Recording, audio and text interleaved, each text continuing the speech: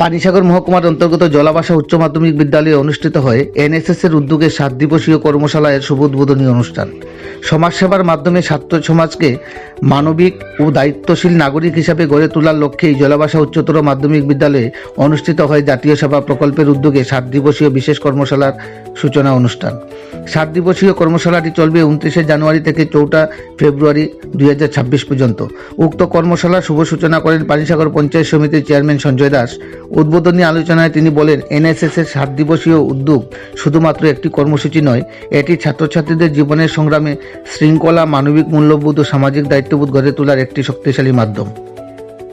সমাজের নানা সমস্যা সম্পর্কে সচেতন হয়ে স্বেচ্ছাসেবায় মাধ্যমে এগিয়ে আসাই এনএসএস এর মূল লক্ষ্য বলে তিনি উল্লেখ করেন।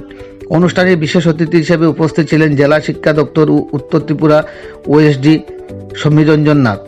তিনি আলোচনাকালে ছাত্রছাত্রীদের সমাজ সচেতনতা হওয়ার আহ্বান জানিয়ে বলেন, বর্তমান সময়ে এইডস, মাদকাসক্তি ও বাল্যবিবাহের মতো সামাজিক ব্যাধির বিরুদ্ধে লড়াইয়ে ছাত্র সমাজকে অগ্রণী ভূমিকা নিতে হবে।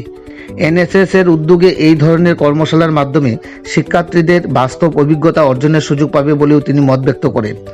এছাড়াও উপস্থিত অন্যান্য অতিথিদের মধ্যে উপস্থিত ছিলেন জলাবাসা গ্রাম পঞ্চায়েতের উপপ্রধান রাজন দাস, বিদ্যালয় পরিচালন কমিটির সভাপতি বিদ্যুৎ দাস সহ সহসভাপতি শঙ্করলাল দাস, বিদ্যালয়ের পিজিটি শিক্ষক হিতেশ ভট্টাচার্য এবং অবসরপ্রাপ্ত প্রধান শিক্ষক গৌরকান্তি সোম। তারা প্রত্যেকেই তাদের বক্তব্যে সমাজ গঠনে ছাত্রছাত্রীদের ভূমিকা ও এনএসএস এর সক্রিয় অংশগ্রহণের গুরুত্ব তুলে ধরেন।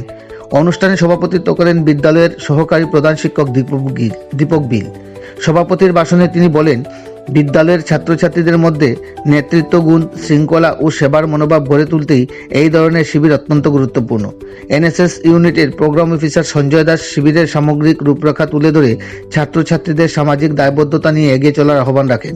তিনি বলেন, 7 দিনব্যাপী এই বিশেষ কর্মশালায় এইডস প্রতিরোধ সচেতনতা, বাল্যবিবাহ প্রতিরোধ, সামাজিক ও আবেগীয় শিক্ষা, দৈনন্দিন জীবনে যোগব্যায়ামের প্রভাব, মাদক বিরোধী সচেতনতা, স্বাস্থ্য ও দুর্যোগ ব্যবস্থাপনা বিষয়ক আলোচনা অনুষ্ঠিত হবে।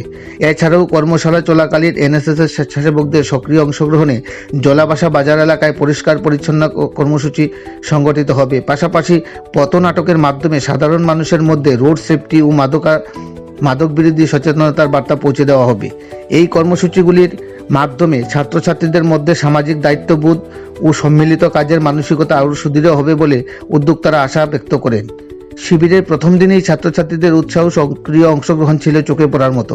আয়োজকদের আশা, এই বিশেষ শিবির ছাত্রছাত্রীদের জীবনে ইতিবাচক প্রভাব ফেলবে এবং সমাজ গঠনে তাদের সক্রিয় ভূমিকা নিতে অনুপ্রাণিত করবে। পানিসাগর থেকে নিজস্ব প্রতিনিধি রিপোর্ট, শ্যামলী ত্রিপুরা। এনএসএস হচ্ছে গিয়ে সমাজের একটা বিশেষ সার্ভিস স্কিম, তাই তো, ন্যাশনাল সার্ভিস স্কিম যাকে বলা হয়। তো এখানে সার্ভিসের জন্য তোমরা ভলান্টিয়ারদের কোনো স্যালারি হয় না, বেতন হয় না, তাই তো, হ্যাঁ, সম্প্রণালিত হয়ে করতে হয়। আমার মনের ইচ্ছাতে করবো নাকি? তো কি করব?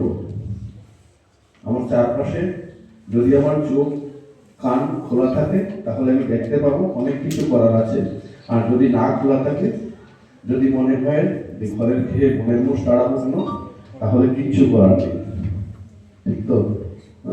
অনেকে বলে বাড়িতে বাবা অনেক সময় বলে আমাদের স্কুলের বাউন্ডারির মধ্যে 10টি গাছ লাগাবো, আমরা অনেকে আমি নয়তো অমুক যাবো সেটা কিন্তু বলে থাকি।